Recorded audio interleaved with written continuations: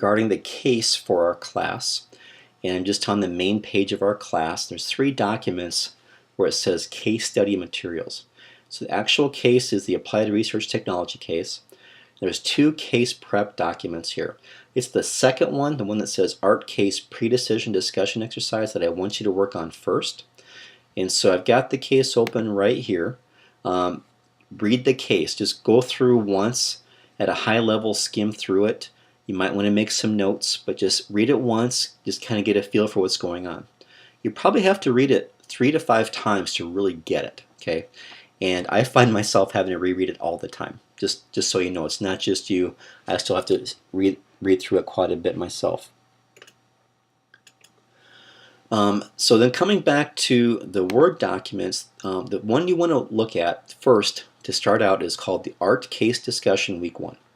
And it's kind of that pre-decision. So what I want you to do is read it once on your own, just kind of skim through it, and then sit back, kind of think about what happened, what's going on, and then read it again with this document in front of you and think, okay, I'm going to read this, and then number 1, establish the facts in the case, write out what you think the facts are, and then number 2, list criteria that might be utilized to arrive at the decision for the case.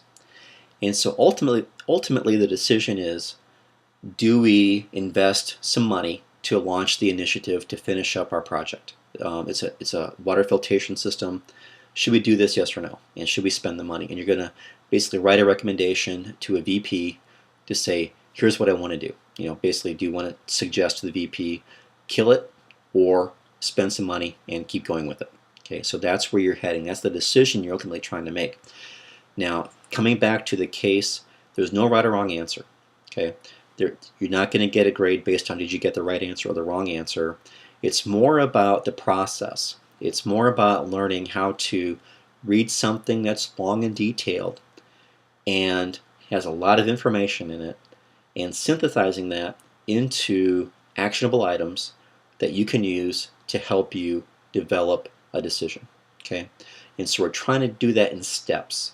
And so the first step is to record the facts and then list the criteria that you might use to arrive at the decision. What are the key things that came out of that case that you think you need to consider to make the decision? So this will be a part of a discussion board post, but you might just want to use this document to organize your thoughts first before you go ahead and post that in the discussion board. So I think this is just a good first step to get you there. So just think about that, do that, consider that.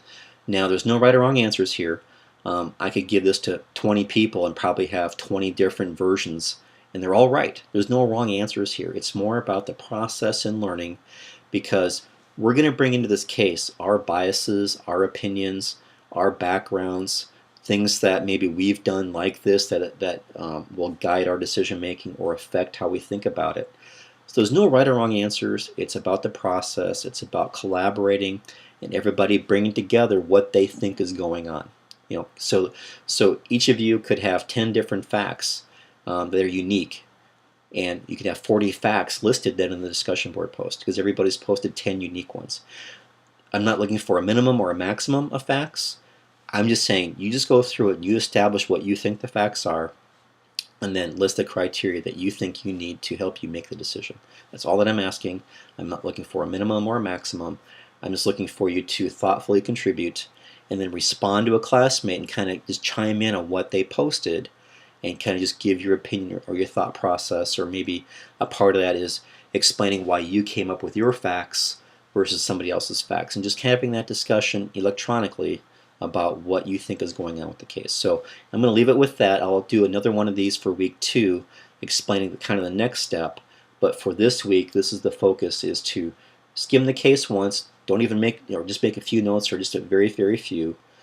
Then once you've done that, have this document right next to you, read the case in much more detail, and as you think you find a fact, establish the fact, write that down. Okay, and of course think about the criteria that you'll use to make the decision. Okay, there's no right or wrong answer, there's no minimum answer, there's no maximum answer. It's all based on what you think is going on. And the key is always to convey your opinion, right? To have an opinion or have a thought process and explain that to your classmates. That's probably the most important thing to think about too. Okay, so hopefully that made sense. If you have questions, please let me know. I'll be more than happy to help you out.